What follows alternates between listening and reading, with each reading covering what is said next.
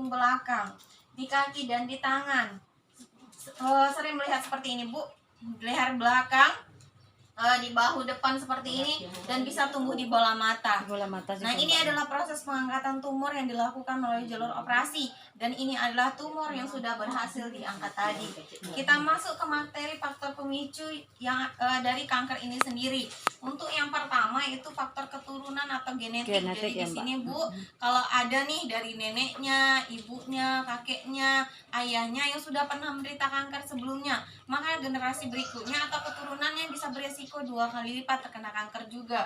Nah, kalau yang kedua adalah faktor kimia dan fisika, di mana kimia ini adalah paparan polusi udara seperti asap kendaraan, asap pabrik. Kalau asap satu lagi tahu nggak Bu apa? Iya, benar sekali, asap rokok. Kalau yang ketiga, kalau yang fisika ini adalah paparan radiasi elektromagnetik yang dihasilkan oleh suatu benda. Kira-kira tahu nggak Bu, benda yang mengandung radiasi apa? Handphone. Benar sekali, udah pinter nih ibunya ya Bu ya. HP. Nah, HP ini kan kita gunakan setiap hari nih untuk menelpon. Biasanya kalau udah lebih dari 30 menit akan terasa panas, telinga berdenging, bahkan mata sampai berkunang-kunang. Nah, itu sudah terjadi kerusakan pada sistem saraf otak.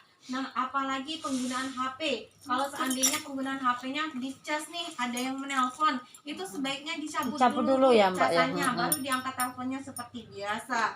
Kalau yang ketiga itu makanan dan minuman yang mengandung zat karsinogen. Yang pertama di sini adalah formalin. Fungsi utama formalin ini untuk mengawetkan jenazah atau mayat. Namun oleh oknum yang tidak bertanggung jawab sering dicampur dengan makanan instan dan makanan kalengan. Kalau contoh yang kedua adalah borax. Fungsi utama dari borax ini sebagai pengenyal ban kendaraan, baik itu ban motor maupun ban mobil. Tapi oleh oknum yang tidak bertanggung jawab sering dicampurkan dengan bakso, sosis. Kalau contoh yang ketiga adalah pemanis dan pewarna buatan yang biasanya kita jumpai pada jajanan anak-anak yang warnanya mencolok dan kalau dipegang lengket pada tangan. Jadi ya, ibu-ibunya harus hati-hati ya Bu ya memilih jajanan untuk anak-anaknya. Yang keempat, gaya hidup yang tidak sehat. Ibu-ibunya sering stres, bergadang, minuman berkaleng, bersoda maupun beralkohol, dan bagi bapak-bapaknya terlalu banyak merokok. Nah, yang kelima, cara pengolahan makan yang salah. Di sini untuk ibu-ibunya kalau menggunakan minyak goreng biasanya berapa kali nih Bu? Kalau kadang masih bersih, kalau saya satu kali memang langsung dibuang Mbak. Sekarang untuk yang sekarang, kalau dulunya ya sampai habis seperti yang Mbak sampai bilang. habis ya Bu ya, hingga habis penggunaannya. Pokoknya kalau masih ada bisa dituangkan itu pokoknya masih bisa dipakai Bu ya. Nah, mulai dari sekarang kalau seandainya penggunaannya seperti itu jangan lagi ya Bu ya, jangan lagi diterapkan. Ibunya udah bagus berarti karena kenapa Bu, kalau seandainya penggunaan minyak goreng lebih dari 3 kali, apalagi warna dari minyak gorengnya udah berubah coklat sampai kehitaman, itu langsung dibuang aja. Karena kenapa? Karena sudah mengandung zat radikal bebas yang dapat memicu adanya kanker ini. Dan nanti jangan sayang-sayangnya Bu ya terhadap minyak goreng. Sayang tuh Iya, sayang terhadap kesehatan kita. Kalau yang terakhir adalah virus HPV, Human Papilloma Virus, ditanda adanya kutil pada alat kelamin, dan hepatitis B ini virus penyebab kanker hati. Dan ini adalah kanker yang bisa tumbuh di bagian tubuh kita. Bisa ada kanker mulut, tenggorokan, mata, dan lain sebagainya. Kita masuk materi yang pertama di sini, kanker paru-paru.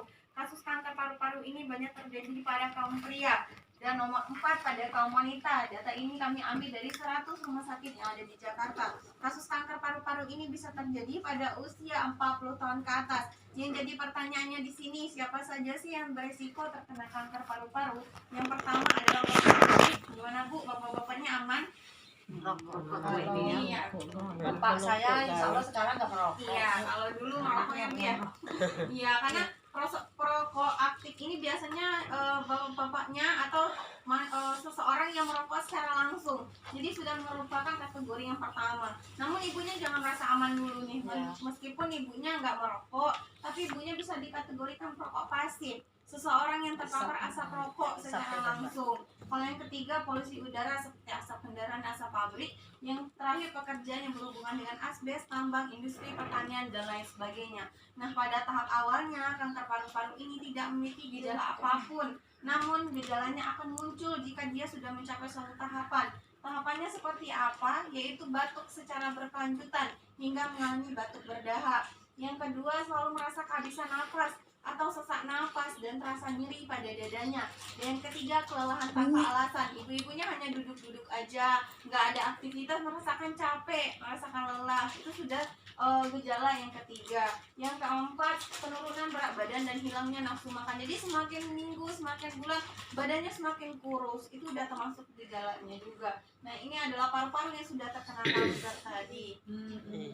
Dan kita masuk materi yang kedua, yaitu kanker serviks. Di sini ada slogan, Bu, waspada terhadap kanker serviks. Kenapa kita waspada? Karena kanker serviks atau kanker rahim ini merupakan pembunuh nomor 1 bagi wanita di Indonesia. Dan ini adalah bentuk rahim kita. Setiap wanita memiliki bentuk rahim yang sama seperti ini semua, Bu. Tapi ada 3 titik yang beresiko terkena kanker. Yang pertama di leher rahimnya atau di serviksnya, yang kedua di hidung telurnya atau ovarium, dan yang 3 di badan rahimnya atau endometrium. Kita bahas satu per satu. Di sini wanita yang berisiko tinggi terkena kanker yang ada di leher rahimnya. Wanita yang sering bergonta-ganti pasangan, gimana Bu? Aman, Bu? Aman. Insya Allah mas satu Iya, satu satu aja ya Bu ya. Satu aja habis-habis. Iya, aman. Jadi bolak-balik masih. Berarti aman ya nomor 1 ya Bu ya. Kalau yang kedua, wanita yang melakukan seks bebas atau seks di bawah usia 16 tahun. Kira-kira kemarin menikahnya di bawah usia 16 tahun nggak Bu? Enggak puasa. Di atas semua ya Bu ya. Saya 19 tahun. Aman berarti ya Bu ya. Ya. Juga aman. Kalau yang ketiga adalah wanita yang tidak pernah menjaga kebersihan alat kelaminnya atau wanita yang jorok. Nah, kira-kira yang nomor 3 masih aman nggak Bu? Ragu-ragu ya Bu ya. Ya, di sini saya berikan 2 contoh ya Bu ya. Wanita yang tidak pernah menjaga kebersihan alat kelaminnya. Contoh yang pertama di sini, wanita yang bekerja di dalam maupun di luar ruangan biasanya akan merasakan pakaian dalamnya sedikit lembab. Entah itu karena bolak-balik ke kamar mandi atau karena keringatnya sendiri. Nah, yang sudah lembab ini tidak langsung diganti. Biasanya menunda untuk menggantinya. Alasannya menunggu waktu pulang kerja atau mandi sore. Padahal yang sudah lembab ini sudah ditumbuhi oleh jamur dan bakteri yang dapat memicu adanya keputihan.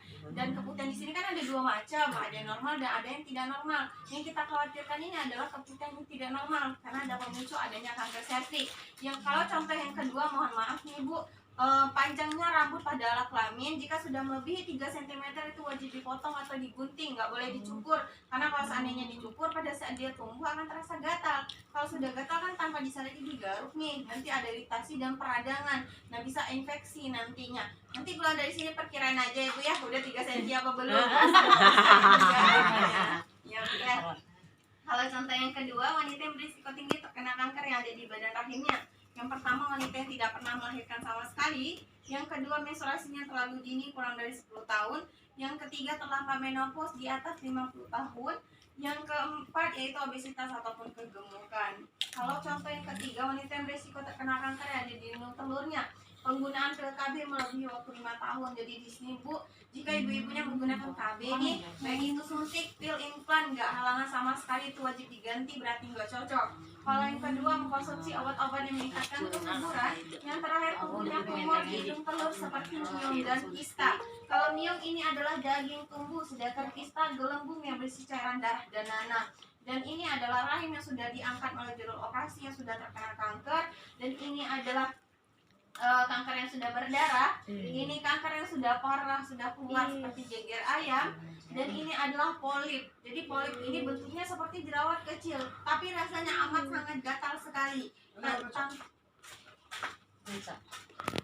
Daerah sekitarnya dan nanti akan mencapai seperti ini jadinya. Dan ini adalah perbedaan antara rahim normal dan rahim yang sudah ditumbuhi oleh kista. Dan ini adalah penderita kistanya. Pasiennya seperti hamil 9 bulan pada tidak sedang hamil.